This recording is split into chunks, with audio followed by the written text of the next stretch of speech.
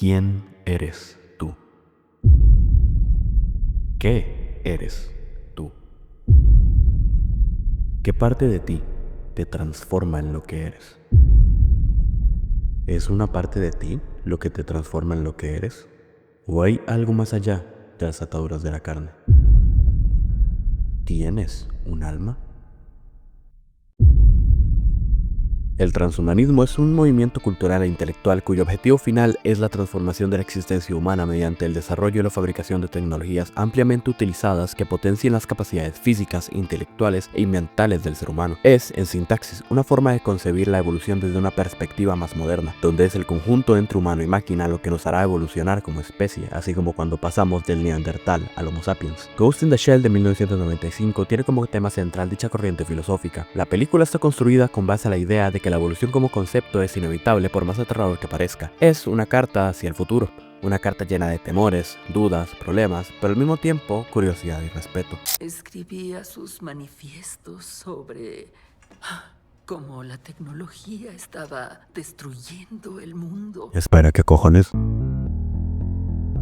Ghost in the Shell 2017 live action El alma de la máquina donde habitar a todo gas es tan innecesaria como mediocre. No, de verdad, me resulta increíblemente bizarro pensar en el contexto en el que se decidió hacer un remake de una de las películas animadas más importantes e influyentes de los últimos 40 años, pero quitándole todo lo que la hacía especial. Es como si decidieran hacer un remake de Akira, pero quitándole todo el subtexto sociopolítico y aparte haciéndola en acción real ambientada en un futuro robado de Robocop. Y esto último lo menciono porque ya desde la puesta en escena puedes ver que el alma de la máquina no entiende a Ghost in the Shell. Y la obra original te presenta una ambientación más verosímil y tradicional, pero sin renunciar a todo el futurismo inherente en una historia cyberpunk. Se podría decir que es retrofuturista, pero más reminiscente a los 90 que a los 80 como en Akira o a los 50 como en Fallout. Es una sociedad donde se comparten armas contemporáneas con implantes futuristas, tecnología automotriz noventera con medicina futurista. Es un lugar donde los cyborgs caminan sobre calles más reminiscentes a una ciudad común. Es una estética muy identificable que, si bien no es original, funciona para darle una identidad al universo que plantea. El remake cambia eso, pero el problema no es que cambie, sino que lo reemplaza por algo que no es ni la mitad de bueno o icónico. Decide hacer de los cyborgs algo completamente nuevo, con apenas un año de integración, además de darle una estética inconsistente al meter una ciudad prácticamente sacada de Blade Runner o irónicamente Akira, mientras que al mismo tiempo intenta homenajear a la película original replicando prácticamente al completo los fondos de varias escenas, como por ejemplo en la persecución de los humanos pirateados, donde la puesta en escena es, de un lado, idéntica a la película original, pero con el cambio de plano terminan revelando un fondo con una ciudad cyberpunk genérica, donde hasta la Gotham de The Batman tendría más coherencia visual que simplemente mezclar ambas estéticas sin ton ni son. Eso por no mencionar que prácticamente borraron al completo esa icónica persecución y la cambiaron por un tiroteo genérico. Además de mostrar autos que más que ser Ghost in the Shell parecen salidos de Cyberpunk 2020. Otra diferencia estética muy marcada es cómo esta plantea la acción. Ya mencioné cómo cambian la primera persecución de la película por un tiroteo genérico, pero esto es más notable en cómo se adapta a la escena introductoria. Ghost in the Shell te deja saber desde el inicio que la sección 9 trabaja más entre las sombras y por ende sus miembros, aún poseyendo un entrenamiento compartido, no trabajan de la misma forma, ya que la mayor Kusanagi es más una ninja que un policía o un soldado. Por eso su cuerpo posee el camuflaje termoóptico integrado directamente en su piel. En esta misma escena, Kusanagi se aprovecha de la tensa situación en la que se encuentra su objetivo para eliminarlo de forma rápida y desaparecer en un lugar lo más pronto posible, demostrando que prefiere lidiar con los conflictos de la forma más eficiente posible, aun si eso la pone en riesgo. Y dicho pensamiento se extrapola a su forma de pensar en general durante toda la obra, donde incluso llega a expresar el poco aprecio que le tiene a su integridad física, ya que sabe que de ser necesario solo haría falta su cerebro para poder obtener un cuerpo completamente nuevo. Así que por sobre todo, esta escena es una declaración de intenciones. El alma de la máquina decide cambiar esto por una entrada épica con un combate y tiroteo a cámara lenta. La escena no dice nada más allá de lo fachero que se ve, es lo que se supone que es todo esto, borrando por completo todo lo que volvía a esta escena icónica, ya que incluso eliminan el plano final de Kusanagi esfumándose en el ambiente como un fantasma. Pero esto que comento es solo lo alterado en estética. Lo demás, ¿cómo está?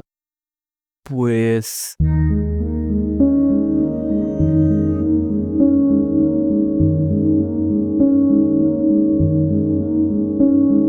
Partamos por el hecho de que no es la misma historia per se. La base como tal sí que es la misma, sobre la sección 9 investigando un caso de ciberseguridad conectado con una red de pirateo de cuerpos, pero después de eso el desarrollo de los acontecimientos varía e incluso los personajes cambian demasiado. Pero como dije con anterioridad, el problema no es que se cambien las cosas, el problema es que lo cambien por cosas que son inferiores al material original, ya que eso nos llega a cuestionarnos por qué hacer estos cambios en primer lugar si el resultado será como mínimo cuestionable. En primera instancia, el cambio más notable es la estructuración de los personajes en la trama. La mayor Kusanagi cobra incluso más protagonismo que en la obra original, pero siendo irónicamente un personaje menos profundo y más genérico, pasando de ser su propio personaje a básicamente Robocop mujer, con todo eso de ser un cyborg creado por una empresa malvada de la que se revelará en el tercer acto e intentará destruir desde dentro. Bato pierde completamente su carisma original, al igual que Togusa. Aramaki es más similar, solo que ahora es Takeshi Kitano y ocupa un revólver de forma chingona, quitándole a Togusa su identidad principal. Togusa era un personaje caracterizado por aferrarse a su humanidad. Fue elegido e implantado en la sección 9 justamente por eso. ¿Por qué han trasladado a un tipo como yo de la policía? Porque necesitamos un tipo como tú.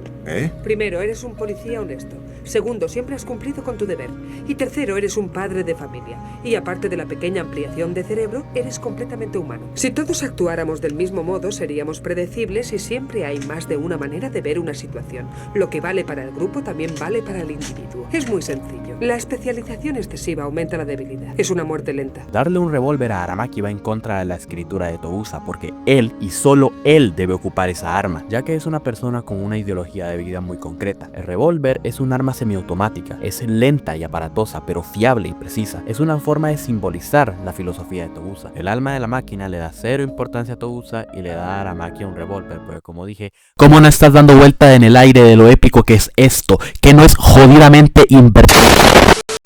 Siguiendo con los personajes, el villano es prácticamente su propia cosa, y siguiendo con la línea de esta película, es más genérico y mediocre. En Ghost in the Shell, el proyecto 2501, aka el Puppet Master o el Titiritero, se presenta como un programa secreto conectado con la red que después de un tiempo adquirió conciencia. El dilema central detrás de él es en cómo se considera a sí mismo una entidad consciente, pero a la vez no se considera una persona al no poseer las capacidades de estos. La vida se ha hecho más compleja en el inmenso mar de la información. Y la vida, cuando se organiza por especies, se basa en los genes como sistema de memoria. Por tanto, el hombre solo es un individuo gracias a su memoria intangible. La memoria no puede definirse, pero define a la humanidad. El nacimiento de la informática y la consiguiente acumulación de incalculables datos ha dado lugar a un nuevo sistema de memoria y pensamiento paralelo al vuestro. La humanidad ha subestimado las consecuencias de la informatización. Mediante la red, el titiritero adquiere conciencia. Al entrar en un cuerpo, adquiere mortalidad, pero aún después de eso, no tiene la capacidad de reproducirse, solo de copiarse, y una copia no es lo mismo que una reproducción. El titiritero crea interés en Kusanagi al básicamente proyectarse en ella, ya que el titiritero es un programa consciente que quiere ser una persona, mientras que la mayor es una persona que duda de su condición humana. Ambos sienten una cierta dicotomía al no conocer un significado o explicación de su existencia, e intentan encontrar respuestas ante sus dudas mediante el otro, y es gracias a dicho interés que la trama avanza en el segundo y tercer acto, donde después de varios acontecimientos, el titiritero logra su objetivo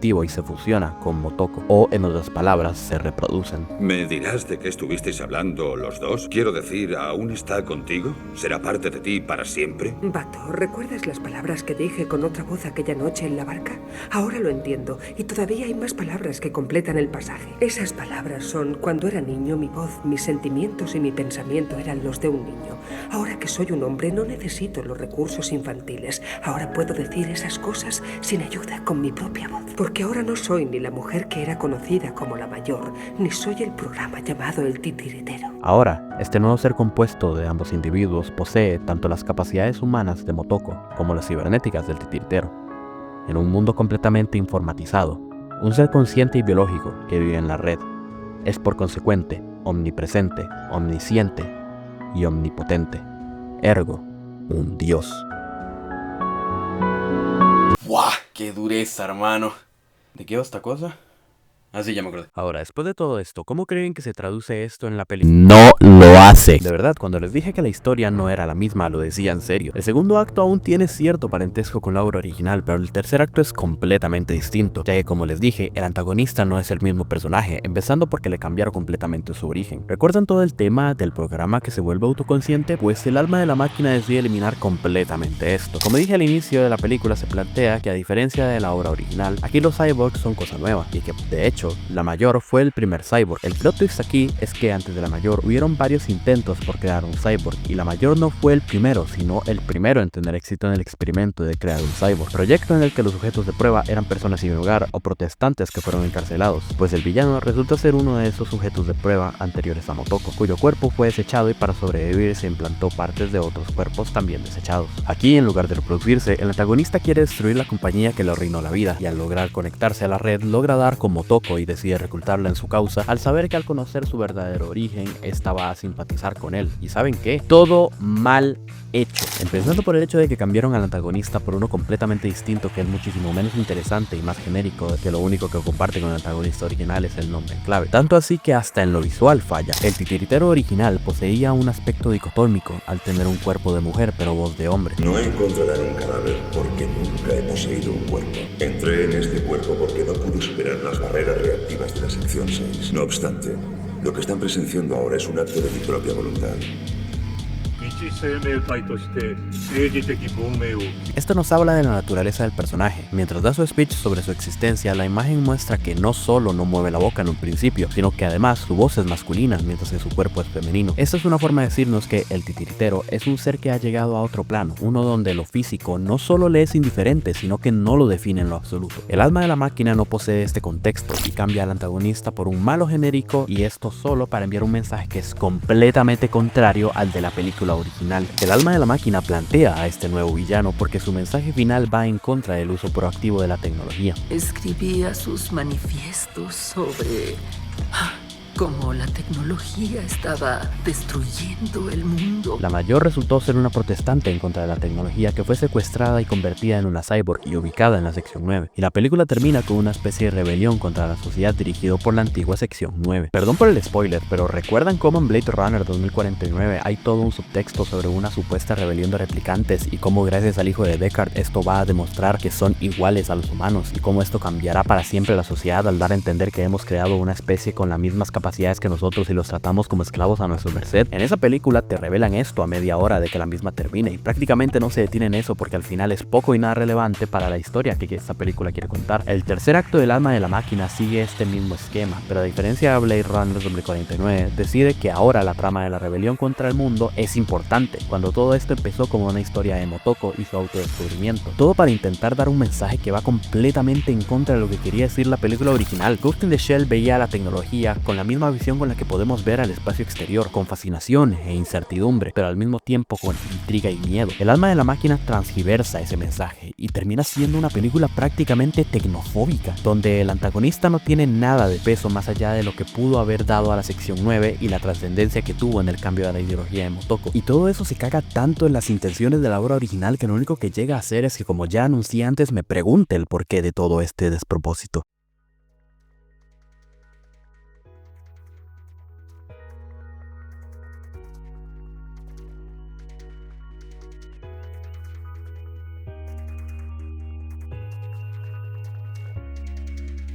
Cada que veo este tipo de recreaciones de obras pasadas, ya sea videojuegos o películas, pienso en una sola cosa antes de siquiera ver el tráiler. Es innecesario. Es la misma situación en la que estuve cuando Disney empezó a lanzar remakes en live action de sus clásicos animados, o cuando vi los remakes de Robocop, Total Recall, Oldboy, o saliéndolos de la línea, secuelas tardías como la de Matrix o Avatar. Muchas veces se suele dar un discurso simplista sobre cómo los fanboys son unos criticones a los que no les gusta nada, pero más allá de que de verdad exista gente así, esto no engloba a todos los que den una opinión sobre este tipo de obras. Yo no necesitaba un live action de Avatar o de Cómo entrenar a tu dragón, y definitivamente no necesitaba un remake en live action de Ghost in the Shell, y muchísimo menos uno que no entiende la obra original. Si ves El alma de la máquina, no verás una versión más ligera y recortada de la historia original como con Watchmen. Verás prácticamente otra película, porque El alma de la máquina es una reversión genérica, simplista y alterada de la versión original, y lo peor es que ni siquiera es realmente mala, solo es insufriblemente mediocre, que hace lo mínimo para ser interesante siguiendo los tropos más típicos del cyberpunk. Es básicamente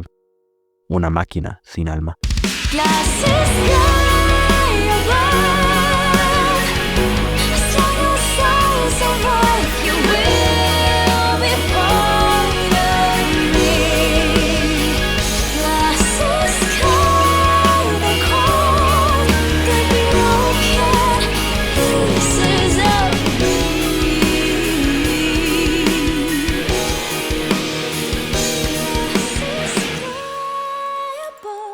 Covers over me. Oh.